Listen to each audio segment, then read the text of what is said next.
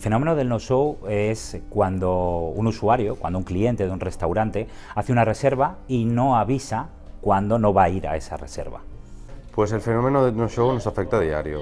Siempre hay clientes que reservan por facilidad, por tener ya la mesa puesta y luego no se presentan. Es un problema que es común a todos e intentamos darle solución, pero de momento la vemos complicada. En otros sectores sí que tienen la facilidad de pedir un anticipo y nosotros, la gente aún no está acostumbrada a este tipo de acciones.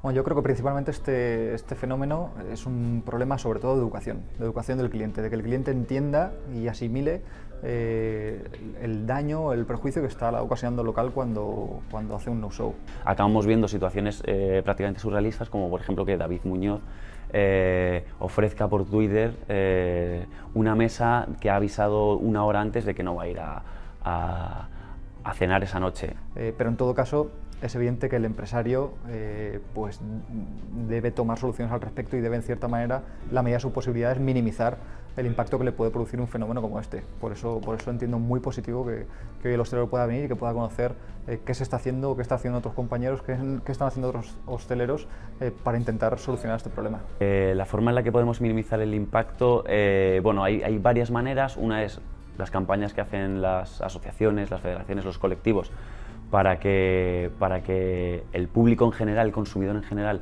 se conciencie de esta situación, de todas las pérdidas que pueden suponer para un hostelero. Eso por un lado. Y luego además hay otras posibilidades de tipo tecnológico, plataformas en las que a la hora de reservar tienes que hacer un pequeño pago a modo de reserva. Otros sistemas bancarios que tienen un poco la misma función. Nosotros desde el Tenedor proponemos 4 opciones, que son primero un control total del cliente, también a la hora de reconfirmar las reservas, de tener un seguimiento de la reserva del cliente para asegurarse de que va a venir. Y además hemos incluido una herramienta, que es una herramienta de huella bancaria, que lo que permite es al restaurante pues bueno, poder cobrar una cantidad de dinero en el caso de que ese cliente no respete la política de cancelación o no asista.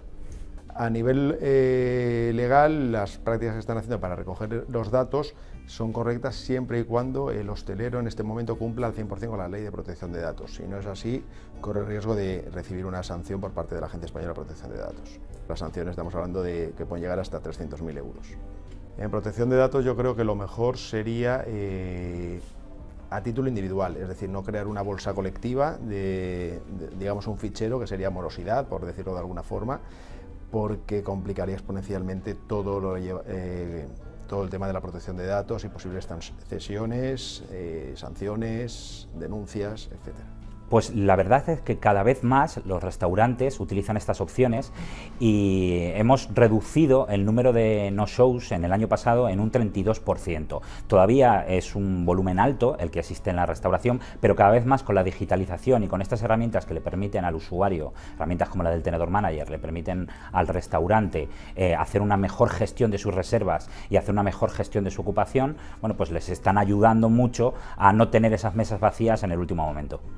Bueno, yo creo que es importante para el hostelero pues venir y conocer qué diferentes soluciones pueden aportar personas muy distintas, de diferentes entidades, pero con propuestas o con ideas que pueden ayudar a solucionar este problema. Al final, congregar a estas personas y que el hostelero venga y conozca de primera mano pues, estas posibles soluciones, yo entiendo que es muy positivo.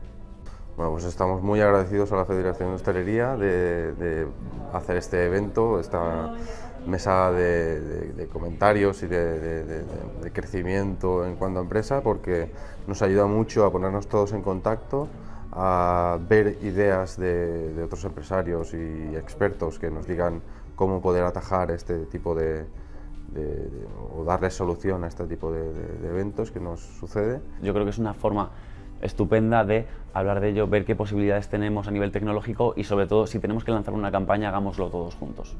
Pues la verdad que son unas excelentes iniciativas porque así los empresarios pueden conocer qué herramientas y cómo pueden minimizar los riesgos a la hora del no-show. Creo que la Federación de Hostelería de Valencia está haciendo un trabajo de educación y de evangelización de cómo ayudar al hostelero a trabajar mejor.